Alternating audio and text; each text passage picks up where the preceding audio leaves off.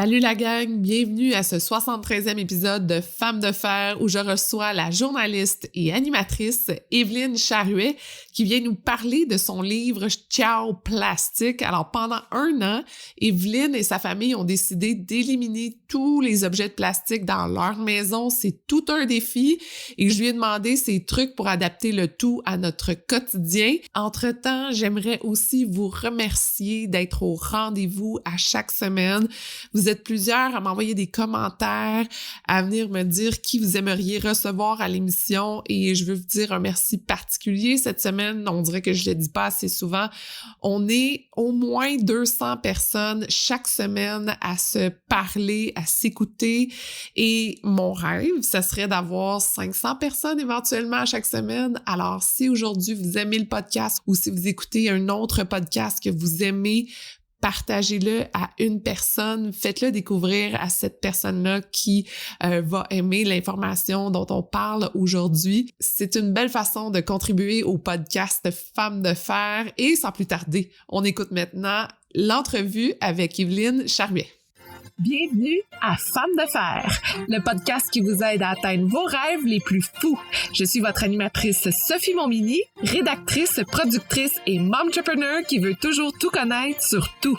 Je vous invite à vous joindre à moi chaque semaine où je m'entretiens avec des femmes inspirantes. Chaque jour, elles atteignent leur plein potentiel et elles vous donnent leurs secrets pour vous aider à réaliser vos objectifs.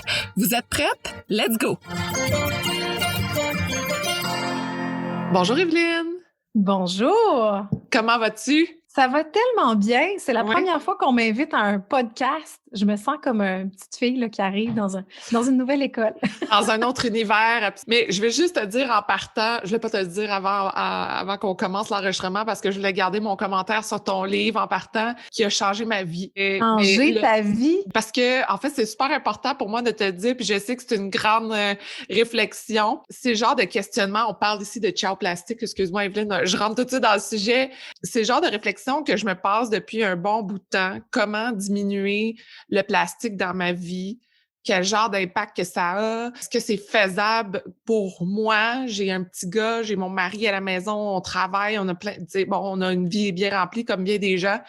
Est-ce que c'est faisable? Ça a l'air faisable pour certaines personnes, mais pour la majorité des gens, on dirait que je voyais pas par où commencer. En regardant ton livre, tu m'as donné plusieurs pistes de réflexion et je suis très contente de te parler aujourd'hui parce que je veux vraiment qu'on approfondisse ce sujet-là. C'est l'intro que je fais avec toi pour le podcast. Wow! Écoute, ça commence en me remplissant le cœur de bonheur parce que Oui. c'est drôle ce que tu as exprimé là. C'est exactement le point de départ du documentaire.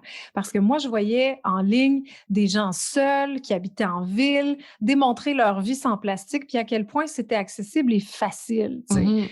Je me disais, mais ça marche pas parce que moi, je suis maman de 2 enfants. J'en ai une à ce moment-là qui était à la garderie. J'en ai un autre pour qui je dois faire des lunchs à l'école tous les jours. On consomme pas la même chose quand on est maman, tu sais. Non. Comment je vais m'y prendre? Puis, en absence de modèle, je me suis dit, tu sais quoi? Si personne le fait, moi, je vais le faire. Mais pourquoi tu avais besoin de faire cette réflexion-là à ce moment-là? Qu'est-ce qui a été l'élément déclencheur? Écoute, moi, je suis pas une militante. Je suis pas quelqu'un qui va aller dans la rue avec les pancartes. Là. Je l'ai fait quelques fois, puis je trouve pas que c'est là que je me sens le mieux. Finalement. Donc, je me dis, moi, je veux faire des actions concrètes, mais je suis pas une militante. C'est sûr que je suis sensibilisée à la cause écologique, comme à peu près tout le monde. Il y a eu quelques points, si tu veux, importants. Le premier déclencheur, ça a été une entrevue avec Daniel Pauly, qui est un biologiste marin, puis qui me disait, Evelyne, si on fait rien d'ici 2050, il va y avoir plus de plastique que de poissons dans les océans. Il faut agir maintenant. Donc là, ça m'a comme éveillée. Je me disais, OK. Puis en même temps, on voyait, tu sais, les océans de plastique et tout ça. Et c'est vraiment quand je suis passée de Vancouver à la banlieue de Montréal que j'ai constaté à quel point le plastique était abondant au Québec, en tout cas chez nous, dans ma poubelle, dans mon bac de récupération, puis j'avais pas l'impression d'avoir changé mes habitudes de vie puis de consommation. Puis quand j'ai commencé à fouiller, j'ai vu que l'organisation des déchets était vraiment différente d'une ville à l'autre, mais aussi d'une province à l'autre, et en particulier par rapport à la gestion du plastique, parce qu'à Vancouver, on avait différents bacs de recyclage. Avec le papier, on avait 2 sacs différents pour le carton et pour le papier journal. Et la récupération, notamment, venait dans des compartiments différents dans le camion. Tandis qu'au Québec, on met toutes nos matières pêle-mêle. Mais qu'est-ce qui se passe? Le papier, s'il pleut, va coller au plastique. Tout devient mélangé dans une espèce de soupe. Et c'est au centre de tri à tout départager ces affaires-là puis à les mettre à la bonne place. Et le résultat fait que les ballots sont beaucoup moins purs, il y a plus de contamination des matières et donc c'est plus difficile de les revaloriser, de les recycler, de les réutiliser. Donc, dans toute la chaîne, quand je regardais moi en tant que consommatrice, mais dans toute la chaîne de gestion de cette matière-là, il y avait des changements, il y avait des différences majeures qui faisaient en sorte qu'ici, ben, je consommais plus de plastique finalement, puis j'en jetais plus. Oui. Fait que pour toi, c'est vraiment le changement entre Vancouver et Québec qui t'a fait réaliser quelque chose. Combien de temps t'es resté à Vancouver et qu'est-ce qui se passait là-bas dans ton quotidien? Je suis restée 7 ans à Vancouver et quand j'étais là-bas, il y a beaucoup plus de fruiteries.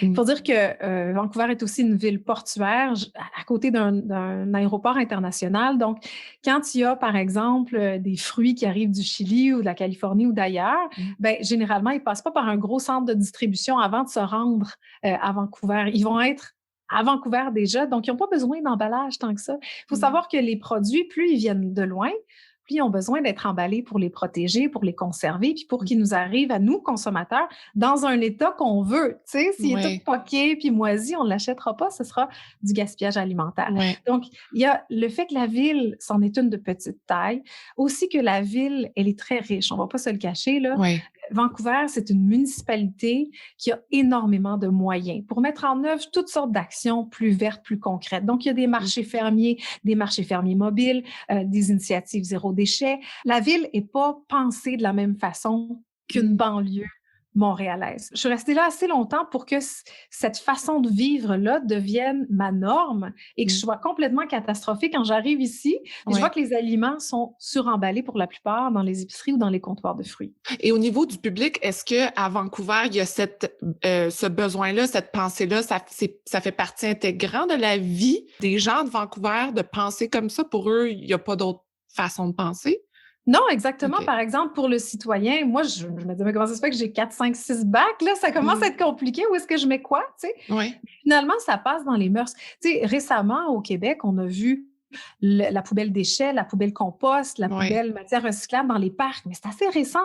À Vancouver, ça fait longtemps qu'ils font ça. Là. Donc, il y a comme une longueur d'avance, peut-être parce que, justement, ils ont plus de moyens. Il y a quelque chose qui se passe, en tout cas, sur la côte ouest canadienne et américaine, où on est comme plus porté à protéger l'environnement, qui est, écoute, la nature est tellement belle, est tellement dans notre face tout le temps quand on est à Vancouver qu'on a peut-être plus cette préoccupation-là qu'ailleurs au pays. Avant d'écrire le livre Ciao Plastique, tu as fait un documentaire, dans le fond, qui t'a amené à écrire ce livre-là. Comment s'est passée cette réflexion-là? Quand j'ai fait la série documentaire, c'était pendant 1 an, on avait 3 fois 1 heure à Ici Explora où organiser finalement les épisodes autour de la vie de famille normale, c'est-à-dire d'une fête d'enfants, de voyage en camping et de rentrée scolaire. Puis je voulais voir, tester dans ces événements-là de la vie normale où est le plastique, puis est-ce qu'on peut s'en passer effectivement. Et à la fin de cette aventure-là, je me sentais responsable. J'avais l'impression d'avoir un bagage de savoir à partager que j'avais pas pu transmettre pendant les 3 heures de documentaire télé qui était très organisé avec des entrevues puis tout ça. Tout le côté concret, là, le côté guide, le côté pratique, je savais pas quoi faire avec. Je me suis dit, est-ce que je fais un balado? Est-ce que je fais des séries de chroniques pour la télé, des séries de chroniques pour la radio? Est-ce que j'écris un livre? Puis pour moi, écrire un livre, très honnêtement, là, ça me paraissait inaccessible. Ah, OK. Je sais pas pourquoi, mais pour moi, les auteurs, je mets les auteurs sur un piédestal et je les vois comme des gens motivés, intelligents. Je sais pas, pour moi, les auteurs, c'est comme pas moi, tu sais. Ouais. Et finalement, c'est un éditeur qui m'a approché puis qui a dit « Hey, je pense que tu pourrais écrire ça, toi, ton expérience, puis écrire un guide. Tu sais, il me semble que ce serait pertinent. » Puis finalement, j'ai vu ça comme un cadeau parce que effectivement, j'ai pu raconter tout ce que j'ai pas pu dire. Et puis la partie guide, c'est là où je me suis amusée parce que j'en ai essayé un paquet là, de solutions de rechange. Il y en a qui marchent, il y en a qui marchent pas. Donc, le passage de la télé au livre, pour moi, c'était inespéré. Quand on commence ton livre, je me suis dit, la tâche va être insurmontable. Faut savoir que tu as décidé pendant 1 an de retirer tout le plastique dans ta maison. Et quand je dis ça, je ne parle pas de dire on n'achète plus de plastique, c'est tu as éliminé tout ce qui contient du plastique dans ta maison. et Ouais. tu as tout mis les objets dans un cabanon. Ouais. Est-ce qu'il restait quelque chose dans ta maison à la fin de cet exercice-là? Parce que moi, quand j'ai lu ça, je me suis dit, attends, je vais regarder autour de moi. J'ai fait, non, je continuerai pas l'exercice parce que, my God, surtout avec un enfant, il y a tellement de jouets de plastique, des trucs, et aussi le fait de dire, ben, on troque des choses jetables, facilement jetables, pour d'autres objets qu'on garde, mais en plastique et qu'on réutilise.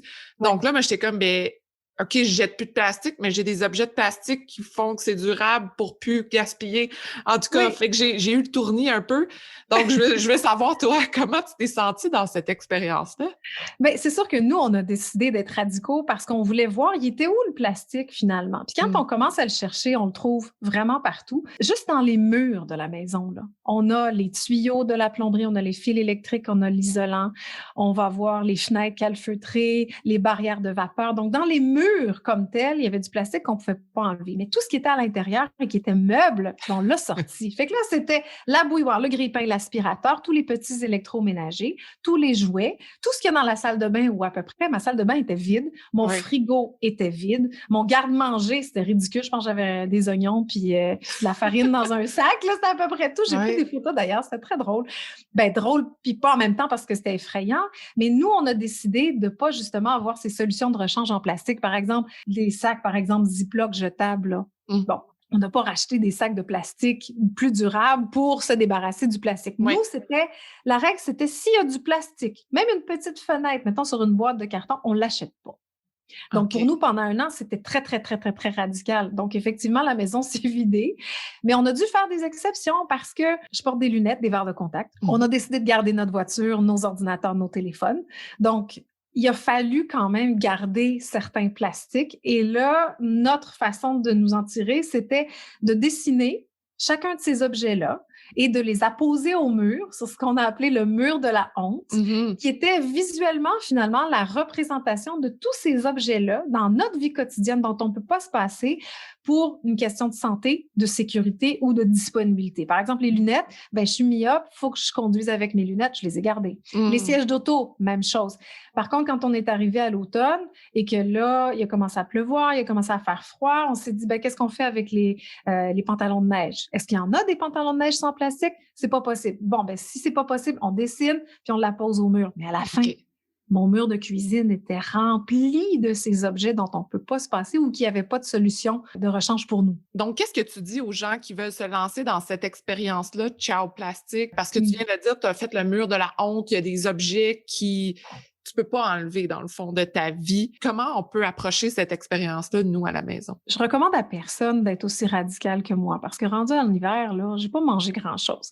Puis cette vie-là, pendant un an, c'était une vie de planification, d'organisation, qui m'a coûté aussi un petit peu plus cher. Il fallait, tu sais, si je veux, je sais pas moi, des bartendes, mais je peux pas en acheter. J'ai pas commandé en ligne, j'ai pas commandé au restaurant pour emporter. C'était une vie très, très simple. Donc, c'est sûr que ça peut faire peur aux gens. Par contre, je pense que cette démarche-là, c'était simplement de s'éveiller. D'abord, de dire, OK, le plastique, il est où le plastique? Puis ensuite, de comprendre que on devrait parler des plastiques, pas du plastique. Parce qu'il y a différents types de plastiques qui ont différentes fonctions. Puis il y a des fonctions qu'on veut garder dans notre vie. Tu sais, l'exemple que je donne souvent, c'est mes 2 bébés, moi, ils ont été prématurés. Puis les 2, ben, ils sont restés à l'hôpital, puis mon fils a été intubé pendant 13 jours. Ben, j'étais très, très contente d'avoir toute la machinerie, l'équipement médical, la tubulure, etc. Donc, effectivement, pour certains usages, on veut que le plastique nous rende service comme ça. Même chose pour la tuyauterie dans les maisons. On veut que ce soit le plus durable possible, on est bien d'accord. Par contre, si on veut que les tuyaux durent 60 ans dans la maison, est-ce qu'on a besoin d'un emballage qui dure 60 ans? Non. Donc, il y a certains plastiques, je pense qu'on utilise mal et qu'on devrait utiliser avec un petit peu plus de parcimonie. C'est pas normal qu'on ait des objets aussi durables pour une utilisation aussi courte. Hein? On est d'accord qu'un gobelet de café, par exemple, qu'on va consommer en 5-10 minutes et qu'on met ensuite à la poubelle, on peut faire mieux, je pense, collectivement. Donc, je pense que mon premier point de départ, ou ce que j'aimerais dire aux gens, premièrement, c'est, regardez, moi, je suis allée à fond là-dedans. Vous, s'il y a quelque chose qui vous semble accessible, que vous voulez essayer, c'est à votre portée. Essayez-le, un changement à la fois. Donnez-vous le droit de ne pas aimer ça. et ensuite persévérer. Et je pense que si tout le monde, on s'y mettait juste vraiment une chose à la fois, en étant très, très conscient, on va faire une différence là, Ouais. à la gang. Ouais. Ouais. Moi, ce que j'ai tout de suite vu, en fait, pour ma part dans la maison, c'est des objets qui vont s'user au fil du temps, qui sont en plastique. Et ce que j'aime beaucoup dans ton livre, c'est que tu dis, si vous avez des objets en plastique, jetez-les pas tout de suite pour les changer pour d'autres choses. Mais non. Utilisez-les jusqu'au bout. Et Oui. quand c'est le temps d'échanger, prenez une autre option. Donc, Ouais. pour moi, je regardais, mettons, dans ma cuisine, il y avait la brosse pour laver la vaisselle, la brosse pour laver ma toilette, des trucs, des objets qu'on utilise pendant longtemps, mais qu'à un moment donné, bon, ils sont usés. Et là, je me suis tout de suite tournée vers le durable. J'ai regardé tout ce qui existait. On se tourne souvent vers des objets en bambou, des trucs en bois, mais j'ai trouvé des super belles options.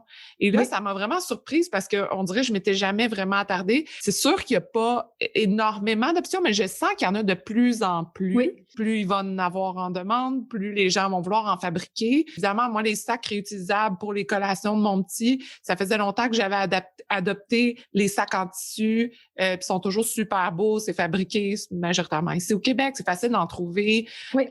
L'autre chose que j'aime beaucoup, c'est au lieu de mettre la pellicule plastique sur les aliments, il y a des trucs en cire d'abeille qu'on peut mettre. Ça, je l'utilise tout le temps. Donc, déjà là, j'étais comme contente de voir que, j'avais déjà adopté un peu des choses, puis il y a d'autres choses que je peux pousser. Toi, qu'est-ce que tu as gardé de tout ça dans ta vie? Oh mon Dieu, les changements les plus durables étaient vraiment dans la salle de bain.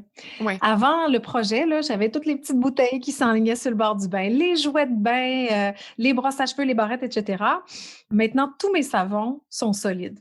Le shampoing, le revitalisant, le démêlant, le savon à main, j'ai plus les petites bouteilles. C'est fou quand on y pense, là, parce que tu veux te laver les mains, puis chaque fois que tu as besoin de savon, tu rachètes une bouteille. Quand tu y penses, là, quand tu penses au niveau de la production de déchets, c'est affolant. Tu n'as pas besoin d'une nouvelle pompe à chaque fois pour te laver les mains.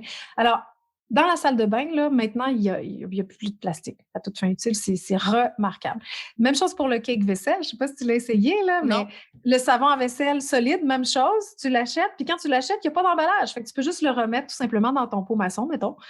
Et tu as une petite brosse, tu mouilles ta brosse. Tu prends un petit peu de ton savon, tu fais ta vaisselle. T'en consommes moins, c'est pas polluant, puis t'as pas besoin de la bouteille. Okay. Maintenant, les gens qui nous écoutent, là, ils vont dire « Ouais, mais moi, ça me tente pas. » J'ai mon frère, entre autres, qui me disait « Ouais, mais le savon à main, là, quand c'est juste rendu des petits bouts, là, c'est dégueu, c'est fatigant, ça colle, tout ça. » Effectivement, c'est peut-être pas pour tout le monde. Je pense qu'on peut se donner le droit d'essayer, puis après ça, de trouver d'autres alternatives. Parce que si vous n'aimez pas le shampoing, par exemple, en barre, solide, allez vers le shampoing en vrac. Vous allez avoir besoin d'une bouteille de shampoing que vous pouvez remplir encore et encore et encore. Donc, effectivement, on a vu la bouteille de plastique, on ne veut pas de la vitre dans la douche, tu sais, mais la bouteille de plastique peut nous servir toute notre vie, au fond. Ouais. Le vrac revient à la mode, mais moi, je me rappelle d'en avoir parlé, exemple, avec ma mère, puis ma mère me disait « Oh mon Dieu! » Ma grand-mère, finalement, elle faisait tout ça. Ouais. D'aller faire toute cette run-là les samedis pour aller faire son épicerie, sa pharmacie, bon, et tout ça. Au fil du temps, tout ce plastique-là s'est installé dans nos vies pour rendre la vie plus facile. Donc, absolument. ma mère était comme, là, c'est de revenir à ça, ce qui, elle, n'est pas négatif non plus. Elle était comme, on le faisait dans le temps. C'est juste que ça a changé, puis là, on revient à ça. Est-ce que tu crois qu'il y a juste... On est allé trop loin là-dedans? Je pense que oui. Là, oui, parce qu'on veut... une réflexion à faire. Oh, complètement, mais tu as tellement raison parce que le plastique nous permet de gagner du temps. Tu sais, maintenant, on peut avoir des fruits déjà coupés, du fromage déjà râpé, tout ça emballé dans du plastique. Je veux dire, faire les lunchs, ça pouvait être super long, là. Maintenant, une barre tendre, un petit yogourt, ton petit biscuit en pré-emballé. C'est sûr que le plastique... en plus, il faut que je parle des boîtes repas. Je veux dire, les boîtes repas, c'est tellement populaire. Le but, c'est pas de culpabiliser personne. Non. C'est juste tellement populaire parce que ça permet de gagner du temps. Encore une fois, de simplifier la vie. La contrepartie de ça, c'est la production gigantesque de déchets, dont le déchet plastique. Donc, les gens... ils adhèrent parce qu'ils veulent simplifier leur vie. Donc, c'est sûr que de retourner chez le boucher, chez le boulanger, à la fruiterie, à la pharmacie, faire 6 boutiques plutôt que d'en faire une seule, c'est sûr que c'est plus long. Mais nous, c'est un choix qu'on a fait puis qu'on continue de faire, d'aller directement chez notre boucher, notre poissonnier, notre fruitier, parce qu'on consomme moins de plastique de cette façon-là, Oui. puis on a l'impression aussi de soutenir notre économie locale. Mais ça, c'est mes valeurs à moi, là. Oui. Mais effectivement, ça prend plus de temps, ça prend plus de planification, puis ça coûte légèrement plus cher. Oui. Ce que j'aime beaucoup aussi quand tu parles, exemple, de la viande ou du poisson déjà emballé à l'épicerie, c'est que le plastique a évolué pour qu'il soit mis en valeur et qu'il soit magnifié, dans le fond. Au niveau des pâtes, on veut les voir à travers la petite boîte en carton. Et moi, je me suis posé la question en lisant ça. Je me suis dit, mais à quel point on a besoin de voir que notre nourriture est donc magnifique avant de l'acheter? Je trouvais ça un peu tristement drôle. Me dire ça, évidemment, quand on magasine, on s'en va faire l'épicerie, tu veux la belle tomate, tu veux le beau raisin. Mais de l'autre côté, je me dis, mais jusqu'à quel point il faut que notre tomate soit donc incroyablement belle pour la manger? Mais c'est pour éliminer les mauvaises surprises, parce que je pense que bon, ces pellicules-là qui épousent le morceau de viande, puis qui a l'air nu, puis qui est donc rouge, ben c'est pour éliminer c'est ça, les surprises du consommateur qui arrive à la maison, puis finalement, le steak est un petit peu plus brun, ou le concombre est un petit peu plus poqué. C'est vrai qu'on a une exigence en termes d'esthétisme. Il y a eu tout un mouvement, je ne sais pas si tu te souviens, des fruits laits, des légumes laits. Oui. Tu sais, ceux qui se vendent pas, les carottes qui ont 2 pattes, les fraises qui ont 3 bouts. Elles goûtent bon pareil, elles sont tout à fait comestibles, mais elles se vendent pas parce qu'elles sont pas belles. Donc, effectivement, si on extrapole un peu, on est plus philosophe ce matin, on peut se dire, pourquoi cette injonction à la perfection partout? Tu sais, faut qu'il y ait rien qui dépasse, faut que ton steak soit parfait, faut que ta pièce soit instagrammable, faut que ta peau soit parfaite. Pourquoi? Tu sais, un moment donné... Oui, on pousse loin la tomate parfaite, c'est peut-être pas nécessaire. Mais non! Ce que je trouve intéressant, pour ne pas les nommer, moi, j'ai commencé à travailler avec, pas à travailler, mais à faire affaire avec Lufa. Et je me posais la question, quand j'ai lu ton livre, j'ai fait, OK, je veux plus que mes concombres soient emballés dans du plastique. Et Lufa, entre autres, offre cette option-là. Finalement, ils ont l'option d'un petit sac compostable. Après, aussi, par exemple, le café où je vais manger, eux, pour le take-out, on fait vraiment la demande que tout soit compostable, autant leur cup de café que leur paquet pour emporter, que leurs ustensiles. Et là, moi, je me suis dit, c'est de la part de la compagnie un désir d'avoir ça parce que ça les représente en tant que compagnie, d'avoir des trucs compostables, mais c'est aussi le consommateur qui le demande. Et plus on le demande, plus les compagnies n'ont pas le choix de s'adapter. Oui, absolument. Par contre, avec le compostable, là, je vais péter la balloune de ceux qui aiment le compostable. Parce que le problème avec le compostable, c'est qu'on ne sait pas quoi faire de ces emballages-là après. Si tu l'enterres dans ta cour, ton petit sac compostable ou ton assiette compostable, elle ne va pas se composter. Parce que quand c'est dit compostable, souvent, ce n'est pas une norme qui est applicable à tout le monde. Et le problème avec les sacs compostables, c'est qu'ils vont se composter plus lentement que ce qu'ils contiennent. Fait que, tu sais, mettons ton compost municipal, tu le mets dans un petit sac, tu le mets au chemin. Une fois rendu au composteur municipal, il faut retirer tous ces sacs-là parce qu'ils vont se composter en 90 jours dans des conditions qui ne sont pas les mêmes que dans le composteur municipal. Donc, ça pose problème dans le compost, les choses compostables, OK? Parce qu'on n'a pas de filière de compost exclusivement pour les sacs puis les couverts, ces choses-là. Si tu le mets dans le recyclage, ça va finir à l'enfouissement parce qu'on va le retirer aussi si on est capable de le spotter à temps, parce qu'on ne veut pas que ça aille dans la filière de recyclage, c'est pas recyclable. Et on ne veut pas que ça aille non plus dans l'enfouissement parce que là, il ne sera pas composté parce qu'à l'enfouissement, toutes les matières sont compactées ensemble, donc il n'y a pas d'oxygène. L'oxygène fait partie des composantes nécessaires à faire composter finalement le sac ou le couvert, etc. Donc en ce moment, avec le compostable, on ne sait pas quoi faire avec cette matière-là parce que elle ne sera pas compostée comme on le pense. On se dit, compostable, ben oui, c'est sûr que je suis d'accord avec toi, là. Ça tombe sous le sens d'avoir des couverts compostables. On est tous d'accord là-dessus. Sauf qu'il faut avoir, selon moi, une filière de compostage exclusivement pour ces affaires-là. Donc, il faudrait se rajouter un camion de plus ou une cloche quelque part pour déposer ces affaires-là compostables pour ne pas les mettre dans le recyclage, pas les mettre dans le composteur municipal où ça pose problème, puis pas les mettre à la poubelle non plus. Donc, oui, le compostable, mais c'est imparfait à l'heure actuelle.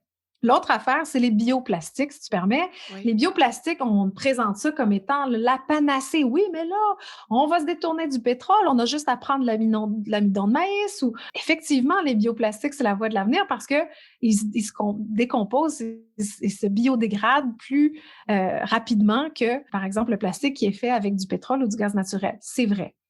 Par contre, c'est encore la même question qui se pose. Qu'est-ce qu'on en fait de ce bioplastique-là?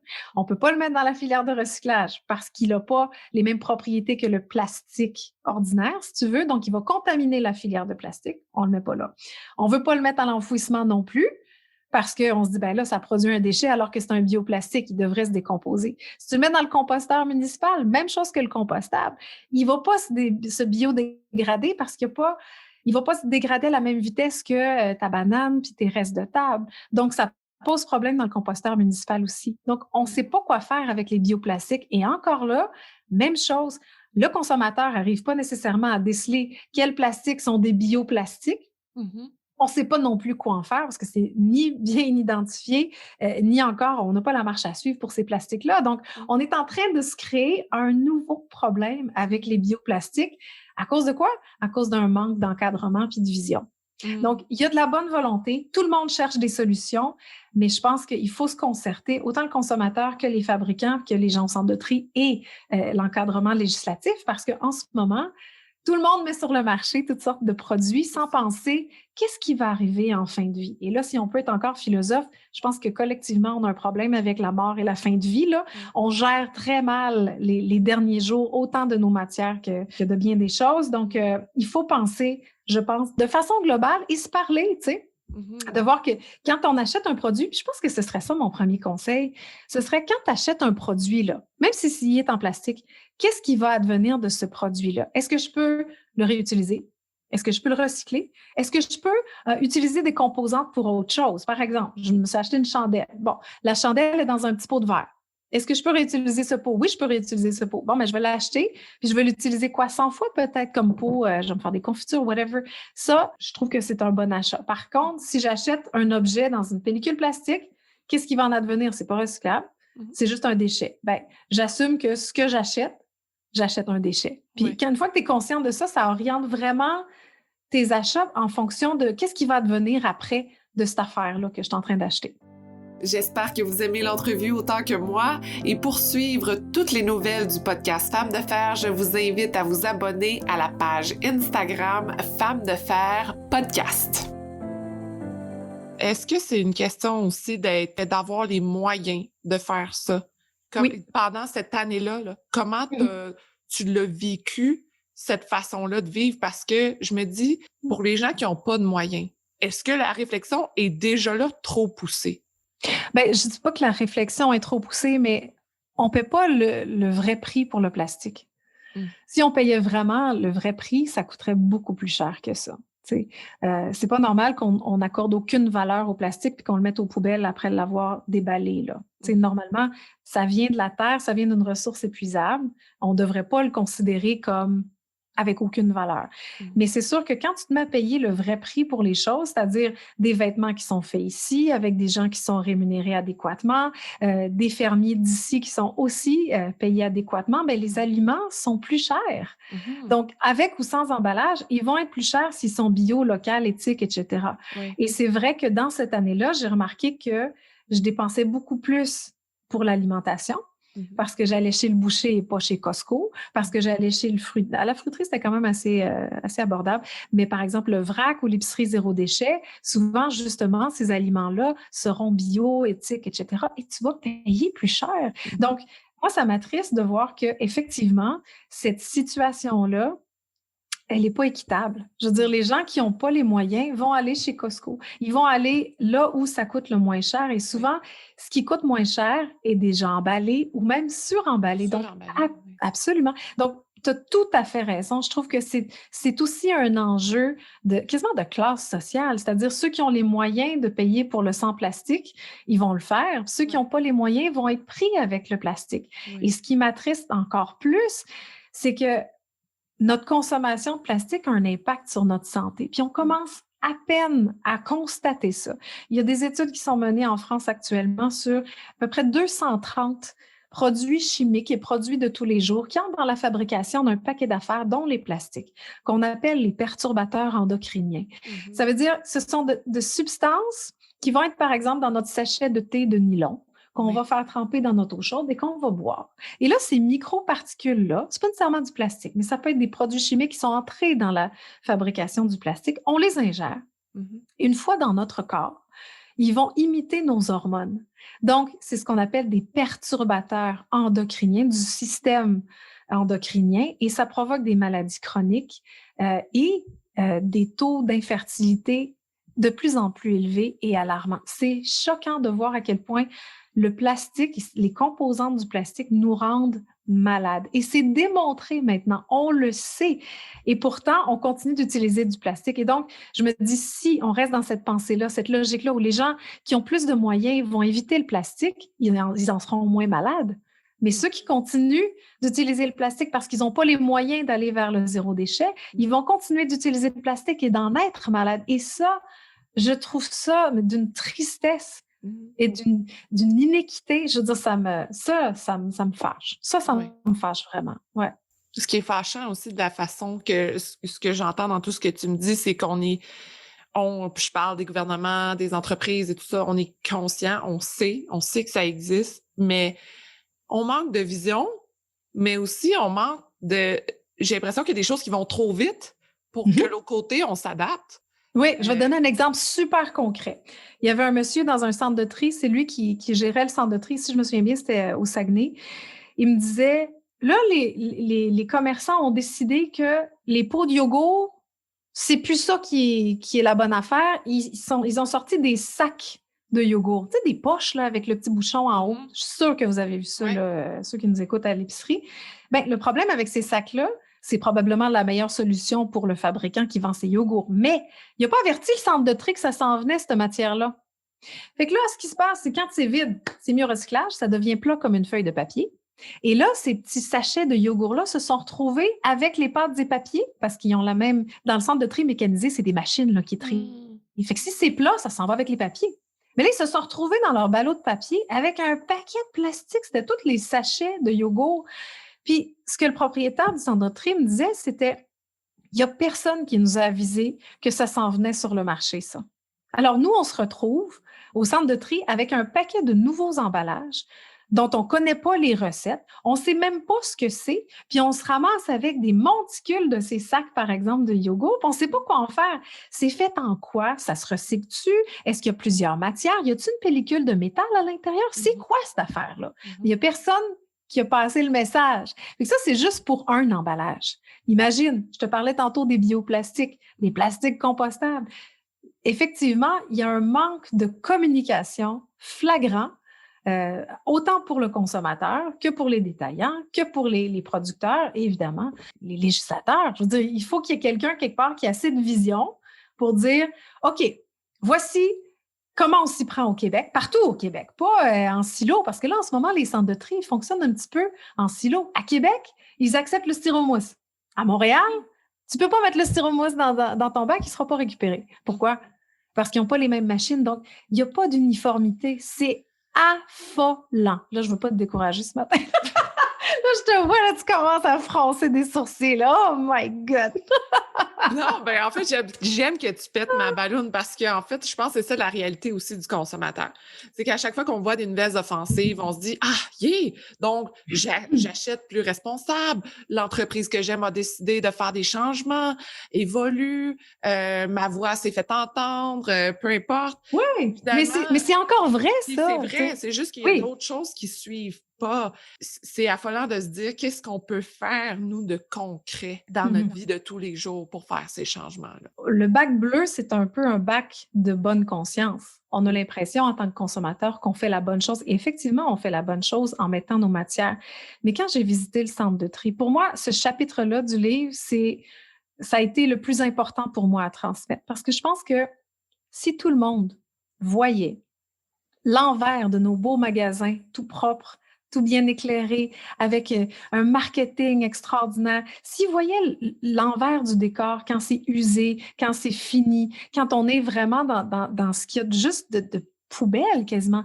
Un centre de tri, là, on va se le dire, là, c'est pas juste des matières recyclables. Les gens mettent vraiment n'importe quoi. Pourquoi? Parce qu'ils savent pas quoi faire avec. Oui. On est en train de trouver toutes sortes d'initiatives pour ramasser les déchets dans les océans, pour recycler, pour faire du bioplastique, des plastiques compostables. Et c'est bien qu'on s'active à trouver des solutions. Je salue tout ça.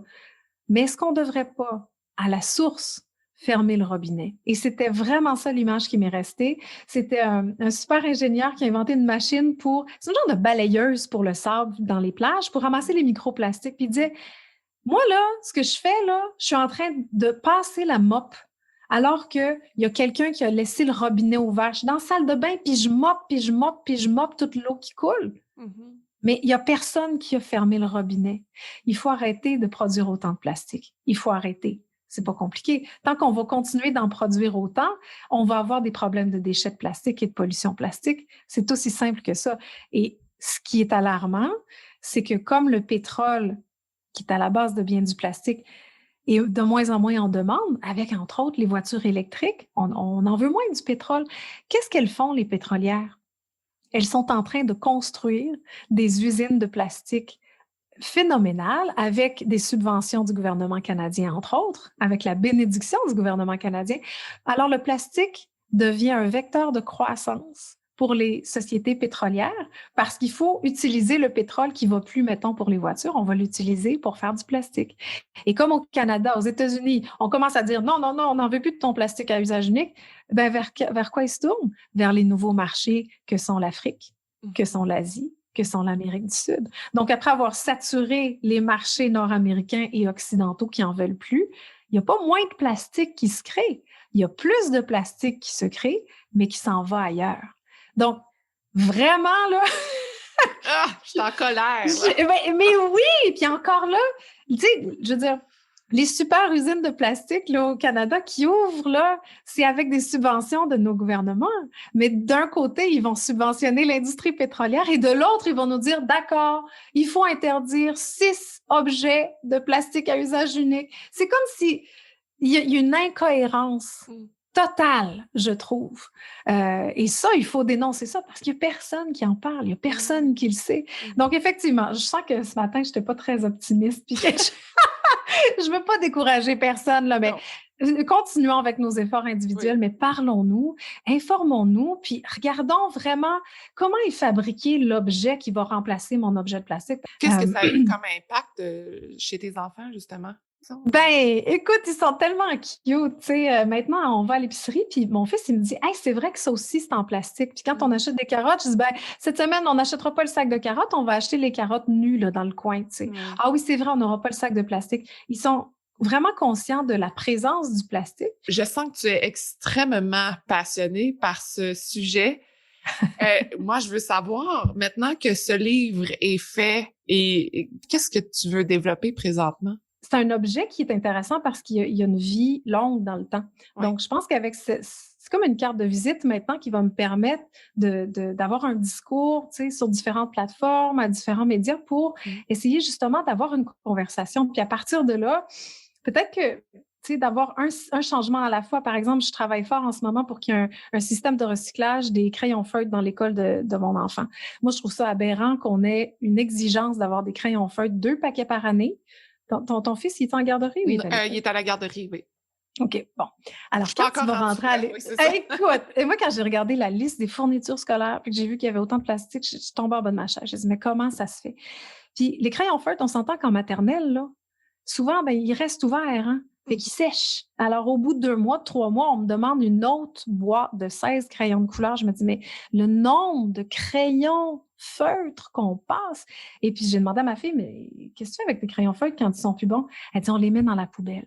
Et je me suis dit, si en classe, chacun des élèves a un crayon sec, il le met dans la poubelle, pourquoi on n'a pas un système de recyclage des crayons à l'école? Ça n'a pas d'allure. Ce que je fais déjà, c'est cibler des changements concrets comme ça au niveau un petit peu plus large, c'est-à-dire de mon entreprise, de l'école de mes enfants, au niveau de ma municipalité, de commencer à avoir des actions plus collectives qu'individuelles. Parce que maintenant, j'ai tout ce savoir-là de moi-même, de ma famille, de ce que je sais maintenant, mais j'ai envie de le porter vers l'extérieur, vers le collectif. Mais les projets documentaires, les projets télé, je trouve, ont une portée qui est autre. Et je pense que c'est vraiment ça qui est fascinant parce qu'avec le documentaire, c'est sûr que je me suis adressée sur une chaîne spécialisée, là, ici Explora, c'est pas Télé-Québec, mettons, là. Puis ensuite, avec le livre, j'ai l'impression de rejoindre un autre auditoire, tu sais, puis avec la radio, même chose. Donc, en fait, je suis privilégiée d'avoir une tribune, puis qu'on m'invite à des balados, puis qu'on puisse discuter de ce projet-là, de ce livre-là, puis de ce qu'on peut faire ensemble, tu sais. Je veux vraiment pas décourager personne, puis culpabiliser personne, là, ça sert à rien, la culpabilité. Mais je pense qu'on a vraiment un problème sur les bras, puis il faut agir ensemble, de façon concertée, puis de façon intelligente aussi. Ben, alors, moi, je te lance ça comme ça, par un mouvement Ciao Plastique sur les médias sociaux, s'il vous plaît. Avec toutes ces informations-là et tout le graphisme qui vient autour, tu as tellement de capsules d'informations super intéressantes. En tout cas, moi, je vois vraiment comme une magnifique plateforme. Je trouve que c'est un sujet poussé et ce qui, moi, me manque souvent sur les médias sociaux, c'est cette information claire et précise, faite par une journaliste, faite par quelqu'un qui a à cœur le sujet. Et si on veut rejoindre les jeunes, ben... Ça tombe pas dans l'oreille d'une sourde. Ouais. Je t'envoie ça. Merci. En terminant, Evelyne, je veux savoir qu'est-ce que tu développes. Là, on a parlé un peu de tout ça. Est-ce qu'il y a d'autres choses que tu développes présentement? Ouais, on est en train de travailler sur une espèce de documentaire suite. Je peux pas en parler encore, mais disons que les conclusions de Ciao Plastique m'ont mené vers un autre sujet, consommation, environnement.